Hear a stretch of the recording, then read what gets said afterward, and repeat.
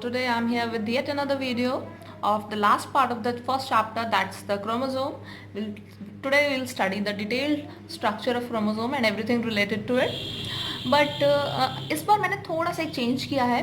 मैं थोड़ा सा जितना आपके सिलेबस में, एक्चुअली क्रोमोसोम बहुत ही लिमिटेड है आपके सिलेबस में, 10th क्लास के अकॉर्डिंग मैं बता रही हूँ, तो मैंने उससे थोड़ा सा एक स्टेप ऊपर बढ़ के बताया है. द रीज़न इज़ दैट क्योंकि अगर सिर्फ उतना जितना सिलेबस में उसके अकॉर्डिंग पढ़ो तो थोड़ा समझने में दिक्कत होती है क्रोमोसोम के स्ट्रक्चर को कि क्या है वो एग्जैक्टली. तो इसे मैं थोड़ा सा बस एक स्टेप ऊपर किया है. तो मैं बताती जाऊंगी कौन सी चीज़ सिलेबस के अकॉर्डिंग आपको लर्न नहीं करनी है, तो आप उसको बस समझ के छोड़ सकते हो. ठीक है, okay, so let's start today's session.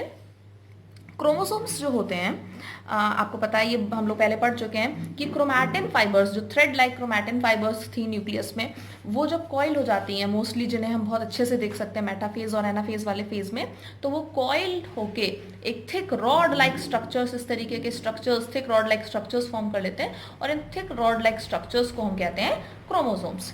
ठीक है.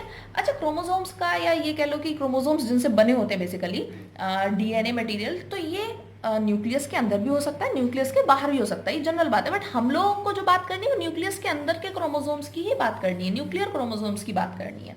ओके, ये हमारे सिलेबस में. तो एक जस्ट फैक्ट टाइप की क्रोमोसोम्स का जैसे क्या होता है कि नंबर कितने होते हैं. जैसे ह्यूमन बींग्स की बात करें तो ह्यूमन बींग्स में 46 क्रोमोसोम्स होते हैं. Chromosomes are always present in pairs, तो यू कैन से कि ह्यूमन बींग्स में या तो 46 क्रोमोसोम्स है, या ये कह लो 23 पेयर्स प्रेजेंट हैं. ठीक है. लेकिन क्रोमोसोम कितने होते हैं, क्रोमोसोम का नंबर, ये कभी भी ऑर्गेनिज्म के साइज पर या उसकी कॉम्प्लेक्सिटी पर डिपेंड नहीं करता. ठीक है. हम ऐसा कुछ भी नहीं कह सकते कि भाई अगर कोई छोटा ऑर्गेनिज्म है तो उसमें कम क्रोमोसोम होंगे, कोई बड़ा होगा तो उसमें बहुत ज़्यादा क्रोमोसोम होंगे. फॉर एग्जाम्पल मैं बताती हूँ, एक लीस्ट नंबर ऑफ क्रोमोसोम्स जैसे जो है, तो देखिए एस्कैरिस में है. ठीक है, सिर्फ 2 नंबर ऑफ क्रोमोसोम्स आते हैं. और जबकि जब हाईएस्ट नंबर ऑफ क्रोमोसोम्स में है वो है प्रेजेंट है एफियोग्लॉसम में, 1262 क्रोमोसोम्स आर प्रेजेंट. तो ये एक फर्न है, सिंपल नॉर्मल फर्न.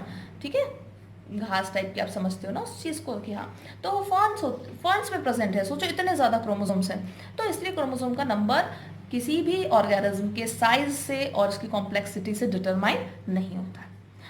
अब आते हैं क्रोमोसोम के स्ट्रक्चर पे. अगर हम एक ऊपर से स्ट्रक्चर देखें, मैं ड्रॉ करके उसको समझाती हूँ, तो क्रोमोसोम का स्ट्रक्चर कुछ इस तरीके का है कि ये जो, एक तो आपको ये थिक रॉड लाइक स्ट्रक्चर्स ये दिखाई पड़ेंगे.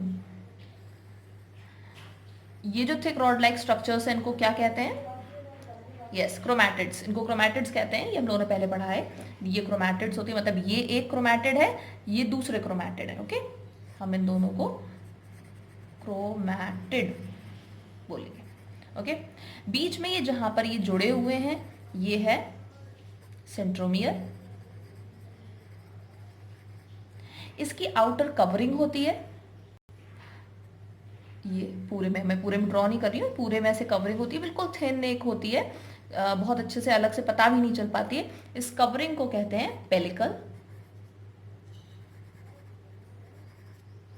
ठीक है. इसके बाद यहां पर एक कॉइल्ड स्ट्रक्चर दिखाई पड़ता है हमें. ये सिंगल भी हो सकता है, मोर देन वन भी हो सकता है. इसको कहते हैं क्रोमोनिमेटा. This is क्रोमोनिमेटा. ठीक है. अच्छा, कहीं कहीं पे क्रोमोनिमा नाम दे रखा होगा. अगर सिंगुलर है तो फिर क्रोमोनिमा बोलते हैं, अगर प्लूरल है तो हम उसको क्रोमोनिमेटा बोलते हैं. तो दिस इज क्रोमोनिमेटा. ओके, इसके ऊपर ना ऐसे छोटे छोटे आपको ऐसे ग्रैनुलर स्ट्रक्चर दिखाई पड़ेगा. ये जो ये पूरे में एक, जैसे नहीं किसी थ्रेड के ऊपर कोई बीड्स चिपका दी हो, उस तरीके से ये दिखाई पड़ते हैं. तो ये जो ग्रैनुलर स्ट्रक्चर है, these are known as chromomeres. हम लोग अब देखो, इसमें अभी डिटेल में नहीं जाएंगे, अभी हम लोग मॉलिक्यूलर कंपोजिशन इसकी पढ़ेंगे, तो हम लोग पढ़ेंगे कि ये क्या क्या फंक्शंस होते हैं किसी के, छोटा थोड़ा. अच्छा, ये सारा हो गया. और ये जो टिप है, अच्छा इसमें क्या होता है कि एक चीज मैं बताती हूँ कि क्रोमोसोम में ये जो जहां पर ये हमने इस तरीके से बना दिया ना सेंट्रोमियर, ये एक एग्जैक्ट एक तरीके से दिखाने का तरीका नहीं है, सिर्फ ऐसे रिप्रेजेंट कर दिया ऐसे सेंट्रोमियर. यहाँ पर ये जो ये ऐसा रीजन होता है क्रोमैटिड का जहाँ जो कि थोड़ा सा पिचका हुआ होता है. कॉन्स्ट्रिक्टेड रीजन होता है, तो इसलिए इस सेंट्रोमियर को प्राइमरी कॉन्स्ट्रिक्शन भी बोलते हैं, ठीक है, ये मेन जगह। अच्छा, और ये जो रीजन है सेंट्रोमियर, इसकी आउटर मोस्ट कवरिंग को हम काइनेटोकोर बोलते हैं। ये इसलिए बताना जरूरी है क्योंकि काइनेटोकोर और सेंट्रोमियर को आपके लेवल पर सेम रिफर किया गया है, आपको बहुत जगह दिखा हुआ मिल जाएगा। Centromere and kinetochore, they are the same thing, but kinetochore is the outer most covering of the centromere. Outer most covering of chromosome, ये गलत लिखा हुआ है, outer most covering of centromere. Okay, अच्छा, लेकिन जरूरी नहीं है कि केवल यहीं पर कॉन्स्ट्रिक्शन हो, समझ में आ गया ना, कॉन्स्ट्रिक्शन है ये तो, लेकिन जरूरी नहीं है सिर्फ यहीं कॉन्स्ट्रिक्शन हो, कॉन्स्ट्रिक्शन कहीं आगे भी प्रेजेंट हो सकता है। तो अगर इसके अलावा कोई और कॉन्स्ट्रिक्शन भी प्रेजेंट होता है, सपोज ये कोई क्रोमैटिड में जैसे ड्रॉ कर रही हूँ, तो इसमें एक तो यहाँ पर कॉन्स्ट्रिक्शन है ये वाली जगह पर, ठीक है, और इसके अलावा आगे भी कॉन्स्ट्रिक्शन है ऐसे। ओके, तो अगर इस तरीके से कॉन्स्ट्रिक्शन प्रेजेंट है एक से ज्यादा, ठीक है, ये प्राइमरी है और ये सेकेंडरी कॉन्स्ट्रिक्शन, तो अगर ये इसको हम बोलेंगे सेकेंडरी कॉन्स्ट्रिक्शन। ओके, ये होता है सेकेंडरी कॉन्स्ट्रिक्शन, और सेकेंडरी कॉन्स्ट्रिक्शन को न्यूक्लियर ऑर्गेनाइजर रीजन या फिर NOR भी कहते हैं, ठीक है। It is responsible for formation of nucleolus, ये मैंने एक्स्ट्रा बता दिया है, ठीक है। अच्छा, अब ये अब समझ में आ गया होगा। अब यहां पे ये जो टिप है इसकी क्रोमोसोम की, ये tip, this is known as telomere. Telomere, ये तो पूछा जाता है, इंपॉर्टेंट है, तो ये टिप टीलोमियर है। तो टीलोमियर और सेकेंडरी कॉन्स्ट्रिक्शन के बीच में ये जो रीजन है इसको हम बोलते हैं satellite, this is known as satellite. और ऐसे क्रोमोसोम्स जिनमें सैटेलाइट बॉडी होती है उन क्रोमोसोम्स को बोलते हैं सैट क्रोमोसोम। सैटेलाइट से ही आ गया है सैट, तो सैट क्रोमोसोम्स बोलते हैं। इसके अलावा क्रोमोसोम्स बहुत डिफरेंट टाइप के भी और भी होते हैं, बट वो सब हमें नहीं पढ़ना है, सिर्फ इतना ही सफिशिएंट है। ओके, नेक्स्ट अब हम आते हैं मॉलिक्यूलर कंपोजिशन ऑफ क्रोमोसोम, यानी वो किन चीजों से मिलकर बना हुआ है उसको हम जानते हैं।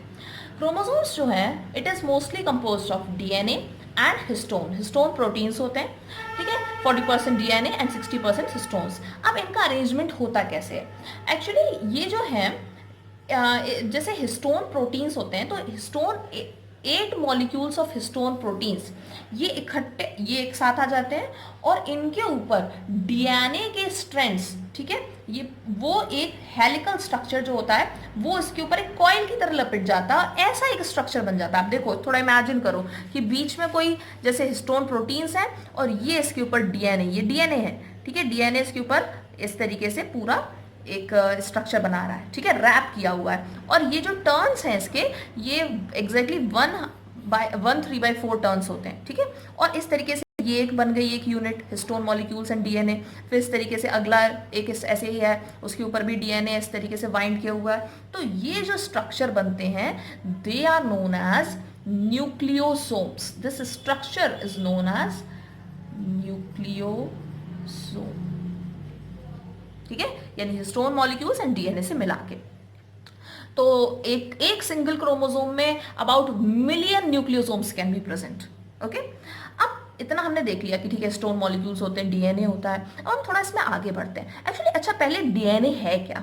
DNA is a type of nucleic acids. Nucleic acids 2 तरीके के होते हैं, एक तो डीएनए और एक आरएनए। नेम्स तो आपने काफी सुने होंगे, डीएनए, आरएनए। आरएनए का फुल फॉर्म है ribonucleic acid and DNA deoxy ribonucleic acid. अच्छा, लेकिन इसमें होता क्या है, मतलब ये डिफरेंस तो चलो हम लोग बाद में देखेंगे। बेसिकली अब डीएनए पे हम जा रहे हैं कि ये जो डीएनए है जो इसके ऊपर रैप किया हुआ है, जो इसके ऊपर टर्न्स है, वो किससे बना हुआ है? It is made up of 5 carbon sugar या जिसे पेंटोज शुगर कहते हैं, और उस पेंटोज शुगर का ही नाम है राइबोस। देखो इसीलिए नाम आया है ये राइबोन्यूक्लिक एसिड। तो इसी से आया। अच्छा, इसका मैं लॉजिक बताती हूँ, ये डीऑक्सीराइबोन्यूक्लिक एसिड क्यों है। अच्छा, ये जो राइबोज है, पेंटोस शुगर है, तो ये 5 कार्बन वाला कंपाउंड है। तो जब डीएनए बनता है तो डीएनए में इसमें से जो सेकेंड नंबर का कार्बन होता है उसमें से ऑक्सीजन निकल जाती है। तो इसलिए क्योंकि ऑक्सीजन निकल गई, ऑक्सीजन डिक्रीज हो गई, तो therefore it is known as deoxy, and आगे वही राइबो न्यूक्लिक एसिड। तो यहाँ पर आपको एक डिफरेंस तो मिल ही गया ना इसमें डीएनए और आरएनए में, कि आरएनए जो होता है वो राइबोज से बना होता है, राइबोज जो पेंटोस शुगर है, लेकिन जो डीएनए बना है वो किससे बना है, डीऑक्सीराइबोज। तो डीऑक्सीराइबोज क्या है, ये deoxyribose is actually the ribose या पेंटोस शुगर जिसमें से ऑक्सीजन निकल गई, ऑक्सीजन को डिक्रीज कर दिया, हटा दिया है। एंड अदर थिंग्स जिनसे जो इसमें होती है डीएनए में, फॉस्फेट होता है, फॉस्फेट ग्रुप होता है, phosphate group is actually phosphoric acid, and then nitrogenous bases होते हैं। नाइट्रोजनस बेसिस का मतलब क्या है कि ये ऐसे कंपाउंड्स हैं जिसमें नाइट्रोजन मेन एलिमेंट है, तो इनको नाइट्रोजनस बेस बोला जाता है। ये 2 टाइप में डिवाइडेड है, पायरामिडीन्स 2 होते हैं एंड 2 प्यूराइन्स आर प्रेजेंट। ये हमें इनके नेम्स ये वाले, दीज आर नॉट इंपॉर्टेंट, ठीक है, ये हमारे सिलेबस अकॉर्डिंग नहीं, मैंने थोड़ा एक्स्ट्रा डिटेल्स दे दी हैं कि पायरामिडीन्स साइटोसिन और थायमीन है, ठीक है, मैं बता देती हूँ। ये जो 4, लेकिन 4 नाइट्रोजनस बेसिस के नेम्स इंपॉर्टेंट है। तो जो 4 नाइट्रोजनस बेसिस हैं, cytosine, thymine, adenine and guanine.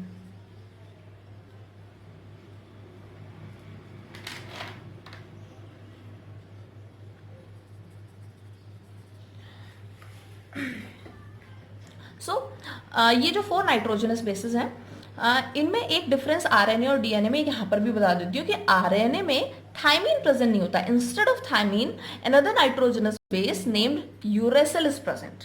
Okay, अच्छा, तो थोड़ा सा आइडिया मिला, क्योंकि ये समझना ही थोड़ा सा मुश्किल है कि क्या है, बहुत ही कॉम्प्लेक्स स्ट्रक्चर्स हैं ये। तो क्या क्या हो गया कि क्रोमोसोम के अंदर इस तरीके के स्ट्रक्चर्स प्रेजेंट होते हैं जिनको हम कहते हैं न्यूक्लियोसोम्स। ये न्यूक्लियोसोम्स किससे बने हुए हैं, ये हिस्टोन प्रोटीन्स हैं, हिस्टोन प्रोटीन्स के ऊपर डीएनए रैप्ड है, ठीक है, 1 होल 3/4 टर्न्स होते हैं इसके। और डीएनए, अब हम डीएनए, सिर्फ इसकी बात करें डीएनए, अब डीएनए कैसा है, डीएनए में हमने 3 चीजें पढ़ ली हैं। pentose sugar which is known as ribose is present, phosphate group is present in the form of phosphoric acid, and 4 nitrogenous bases are present, cytosine, thymine, adenine and guanine. Okay, अच्छा, DNA जो है ये हमने जैसे दिखाया, अगर हम एक एक्चुअल स्ट्रक्चर देखें डीएनए का तो आपको इस मोस्टली बुक्स में ऐसे मिलेगा, ऐसे इस तरीके का, मैं बहुत ही अच्छे से नहीं बना पाऊंगी, थोड़ा सा इस तरीके का बनेगा। तो वो जो स्ट्रक्चर है ये इसको स्ट्रैंड्स कहते हैं, ठीक है, ये डीएनए के स्ट्रैंड्स हैं। ये सिंगल भी हो सकते हैं, डबल भी हो सकते हैं, मोस्टली डीएनए डबल स्ट्रैंड वाला होता है। और जब डबल स्ट्रैंड वाला डीएनए होता है तो वो अपनी बीच की एक एक्सिस के चारों तरफ ये इस तरीके से घूमे हुए होते हैं, इस तरीके से कॉइल्ड होते हैं कि ये एक डबल हेलिकल स्ट्रक्चर, ऐसा स्ट्रक्चर जो कि दिखने में स्टेयर केस जैसा लगता है। स्टेयर केस जो सीढ़ियों की 2 साइड होती है ना, ठीक है, वो दोनों मतलब साथ में ही चल रहे हैं लेकिन दे आर एंटी पैरेलल, तो इस तरीके से ही प्रेजेंट होता है। अच्छा, अब जो ये डबल हेलिकल स्ट्रक्चर है इसको हम डिटेल में देखते हैं, ये डीएनए में ये है क्या double helical structure. Double helical structure में ये जो हम देख रहे हैं, ये दीज आर 2 पॉलीन्यूक्लियोटाइड चेन्स, ये पॉलीन्यूक्लियोटाइड चेन्स होती हैं। अब हमने ये न्यूक्लियोटाइड, न्यू टर्म क्या आ गया, न्यूक्लियोटाइड को समझ लेते हैं। ये एक इस तरीके की चेन, मतलब एक इस तरीके का जो ये ऐसे ग्रुप बनता है, इसको हम एक न्यूक्लियोटाइड चेन, न्यूक्लियोटाइड कह सकते हैं।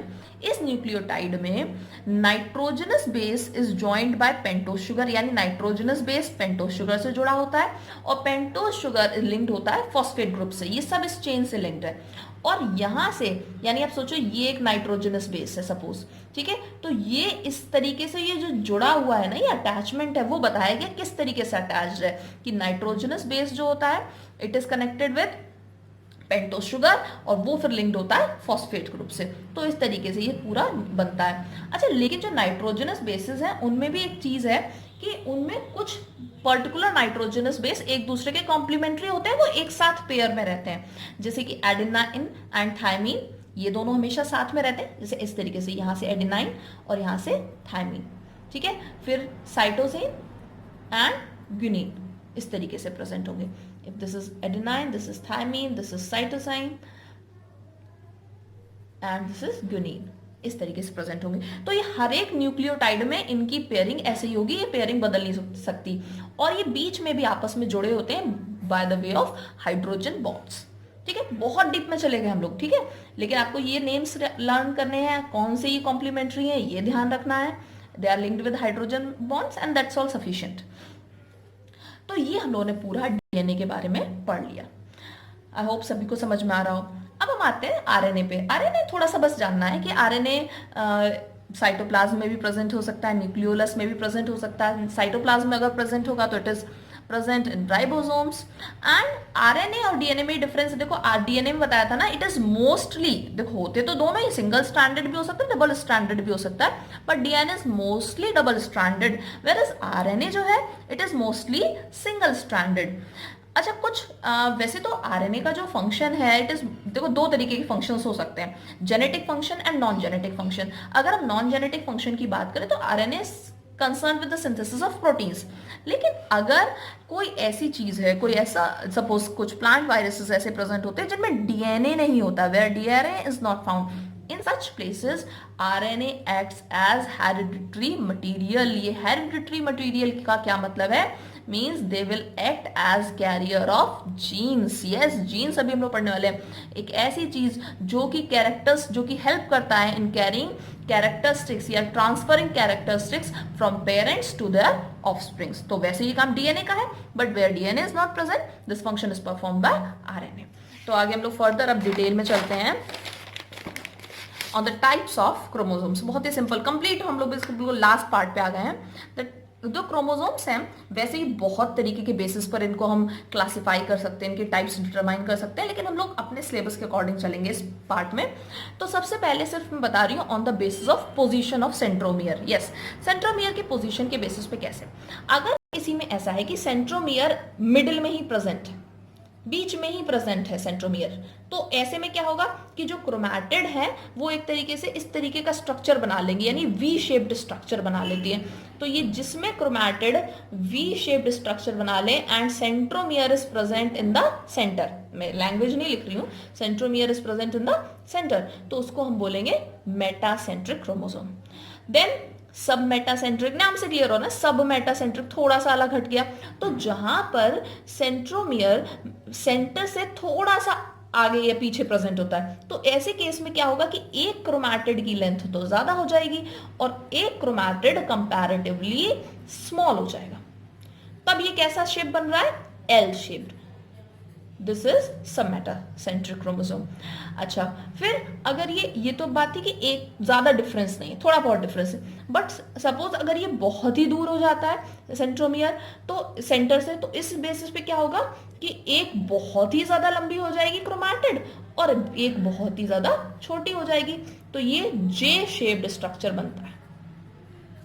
एंड फाइनली अगर सेंट्रोमियर बिल्कुल एग्जैक्ट एंड पर ही प्रेजेंट हो, बिल्कुल आखिरी में ही क्रोमैटिड के, तो हम उसको बोलते हैं telocentric, because tip of the chromosome is known as telomere. तो ये टीलोमियर से ही आया है, तो टीलोमियर यानी बिल्कुल एंड पर ही प्रेजेंट है, तो then will call it telocentric chromosome. And ये जो शेप बनता है this is I shaped. I ऐसे नहीं बनाना चाहिए, कंफ्यूजन नहीं होना चाहिए, आई शेप्ड से, this is I shaped. Okay, तो ये हो गया सेंट्रोमियर की पोजीशन के बेसिस पर। देन वी कम एट कि जैसे क्रोमोसोम्स क्या बिहेवियर कैसा है या वो किस चीज को रिप्रेजेंट कर रहे हैं, उस बेसिस पर भी वो दो टाइप के हैं। एक है एलोसोम्स या फिर आइडियोसोम्स। एलोसोम्स या idiosomes and also they are known as sex chromosomes.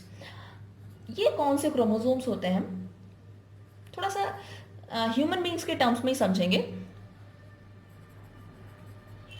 कि हमारे बॉडी में हमने पढ़ लिया कि टोटल 23 पेयर्स, ह्यूमन बींग्स की बात करें, 23 pairs of chromosomes are present. इन 23 पेयर्स में से 22 पेयर्स ऑफ क्रोमोसोम्स जो हैं वो बॉडी की जनरल कैरेक्टरिस्टिक्स के लिए होते हैं। जनरल कैरेक्टरिस्टिक्स मतलब कुछ भी, वो हाइट हो सकती है, मतलब टॉलनेस हो सकता है, कलर हो सकता है, हेयर्स का शेप हो सकता है, मीन स्ट्रेट हैं या फिर कर्ली हैं, देयर सो मेनी थिंग्स, ठीक है। वो अलग अलग चीज़ों के लिए हो सकते हैं, वो अलग अलग चीज़ों की कैरेक्टरिस्टिक्स कैरी कर रहे होंगे। लेकिन एक पेयर ऐसा होता है, एक वन पेयर वो रिप्रेजेंट करता है that is related to sex of the person, sex determine करता है और बॉडी की वो सारी कैरेक्टरिस्टिक्स को कंट्रोल करता है which is related to the sex of the individual. तो that one pair of chromosome that controls the sex या that determines the sex of the person, उस क्रोमोसोम को हम कहते हैं एलोसोम या फिर idiosome. And whereas the other chromosomes other than the sex chromosome, जितने भी क्रोमोसोम्स होते हैं यानी जैसे 22 पेयर्स होंगे तो ये होंगे ऑटोसोम्स। ये हो गया टाइप ऑफ क्रोमोसोम। अच्छा, अब हमने बीच में एक नाम लिया था जीन्स, तो मैंने वहां नहीं बताया, मैंने अलग से लिख दिया। जीन्स जो है, जीन्स को हम बोलते हैं these are the bases of inheritance.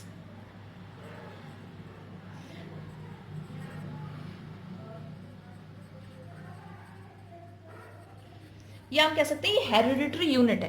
क्या काम करते हैं? जीन्स ही वो चीज है, जीन्स ही वो स्ट्रक्चर है जो कि कैरी करते हैं कैरेक्टरिस्टिक्स को फ्रॉम पेरेंट्स टू ऑफस्प्रिंग्स। अच्छा, कई जगह आपकी क्रोमोसोम्स कैरी करते हैं, आप कह रहे हो कि जीन्स कैरी करते हैं, भाई genes are located on chromosomes only, ठीक है। तो एक तरीके से ये बात हो गई कि क्रोमोसोम्स के अंदर जाएंगे तो फिर स्पेसिफिकली जीन्स ये काम करते हैं। तो genes are located inside the chromosome, ठीक है। They are a segment of DNA, ठीक है। ये डीएनए का वो पार्ट है जो कि इंफॉर्मेशन कैरी करता है for the production of specific enzyme coded in the language of nitrogenous bases and nucleotides. Clear नहीं हो रहा होगा, मैं बताती हूँ। जैसे डीएनए में हमने ये तो पढ़ाई था कि डीएनए में इस तरीके से ये न्यूक्लियोटाइड होता है, नाइट्रोजनस बेसिस होते हैं एंड एवरीथिंग। तो इनका जो अरेंजमेंट होता है ना, ये इस तरीके से कोडिंग होती है इनकी कि they carry the information about the production of a specific enzyme. और जब ये पेरेंट्स से उनके ऑफस्प्रिंग्स में ट्रांसफर होते हैं तो वहां जाके क्या करेंगे कि ये पर्टिकुलर ये इंफॉर्मेशन ही ऐसी ले जा रहे हैं कि ये एंजाइम प्रोड्यूस करवाना है। तो जब ये वहां जाके वो पर्टिकुलर एंजाइम प्रोड्यूस करवाते हैं तो वहां पर उस इंडिविजुअल की मेटाबॉलिक एक्टिविटीज को कंट्रोल करते हैं वो एंजाइम्स। और इस तरीके से जब जिस तरीके की मेटाबॉलिक एक्टिविटीज उस इंडिविजुअल के अंदर होंगी वैसा ही उसका फिजिकल अपीयरेंस होगा, दिखने में वो कैसा है वो सब होगा। तो that physical characteristics are known as phenotype, इस तरीके से। तो इस तरीके से पूरा कैरेक्टरिस्टिक्स ट्रांसफर होती हैं from parents to their offsprings, और ये रोल है जीन्स का एंड क्रोमोसोम्स का ओवरऑल। तो आई होप सभी को क्लियर हो गया होगा। अभी चैप्टर कंप्लीट हो गया है, आप लोग इसके प्रॉपरली चीज़ों को कर सकते हैं, अपने क्वेश्चंस एक्सरसाइजेस कर सकते हैं and you can ask doubts if any. Okay, bye.